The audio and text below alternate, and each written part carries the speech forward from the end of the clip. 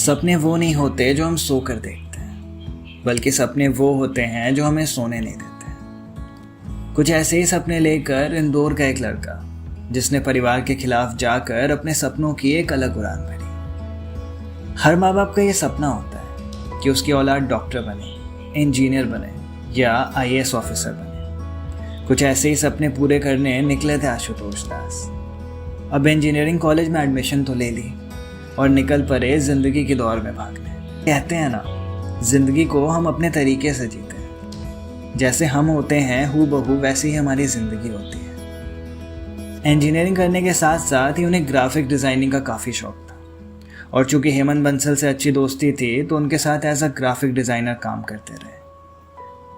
कहते हैं ना, कुछ कर कर ही इंसान सीखता है। वक्त बीतता गया, काम करते गए और सीखने को काफ़ी कुछ मिला। क्योंकि काफ़ी वक्त से लिख रहे थे तो फिर एक ख्याल आया कि क्यों ना कुछ अपना किया जाए। मन तो काफ़ी लगता है इन चीज़ों में, तो क्यों ना सब कुछ लगाया जाए, हो सकता है सफल हो जाए। और उन्होंने इंजीनियरिंग ड्रॉप कर दी, परिवार के खिलाफ चले गए और लग गए अपने सपनों की कश्ती बनाने में। कहते हैं अगर सफ़र कठिन और लंबा हो और किसी का साथ मिल जाए तो यूं ही आसान हो जाता है। वैसा ही साथ आशुतोष दास को क्षितिज गौर का मिला। आशुतोष और क्षितिज काफ़ी पुराने दोस्त हैं और उन्हें शुरुआती दौर में द कप्स एंड टेल्स के नाम से एक कम्युनिटी बनाई थी, जो कि बेसिकली ओपन माइक्स ये सब के लिए थी। आशुतोष ने एक दिन क्षितिज को बताया कि यार ऐसा करते हैं ना, खुद की पब्लिकेशन हाउस खोलते हैं। क्षितिज ने बोला मुश्किल है सब कुछ मैनेज करना, लेकिन फिर हामी भरते ही दोनों निकल पड़े मंजिल की ओर। वैसे आसान नहीं रही है मंजिल का सफ़र, चुनौतियाँ काफ़ी आई। जैसे अब सबसे बड़ी चुनौती थी प्रिंटिंग का मैनेज करना, कॉस्टिंग का देखना। दिन बीते, हफ्ते बीते, फिर कुछ महीने बीते। उम्मीद के बादल छट चुके थे और निराशा के बादल छा चुके थे।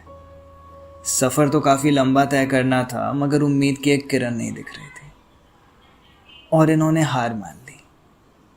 कह दिया कि लगता है अब नहीं होगा। मगर कहते हैं ना, परेशानी के वक्त पर उम्मीद की एक किरण भी अगर दिख जाए तो मंजिल फिर से दिखने लग जाती है। इन्होंने सोचा क्यों ना हम लोग इम्प्रिंट लें, जहाँ से सभी कराते हैं वहीं से कराएं, कम से कम एक शुरुआत तो होगी। कुछ इस तरह जन्म हुआ बुक स्क्वेल पब्लिकेशन का। अच्छा, इन बातों में उलझकर आप लोग एक शख्स को कहीं भूल तो नहीं गए? चलिए अब बात करते हैं उस शख्स की। कहते हैं लक्ष्मी का जब घर में आगमन होता है तो घर में एक रौनक आती है, खुशियां आती है, समृद्धि आती है। तो वो लक्ष्मी है यहाँ रूबल चौधरी। अपनी खुद की राइटिंग कम्युनिटी से पहचान बनाने वाली लड़की।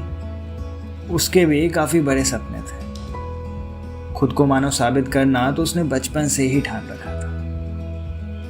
आशुतोष रूबल की ही कम्युनिटी के मेंबर हुआ करते थे। एक वक्त आया जब कुछ मेंबर्स परिवार बन गए। एक दिन यूं ही आशुतोष ने उस कम्युनिटी के स्पैम ग्रुप में एक लोगो डाला।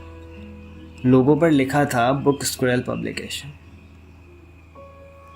सभी को वो काफ़ी पसंद आया और बातों ही बातों में आशुतोष ने कह दिया रूबल तू इस एडिटिंग संभालेगी। और फिर क्या, ये लोग साथ आ गए। तो इस तरह बुक स्क्वेल पब्लिकेशन के 3 पिलर्स खड़े हुए, आशुतोष, क्षितिज और रूबल।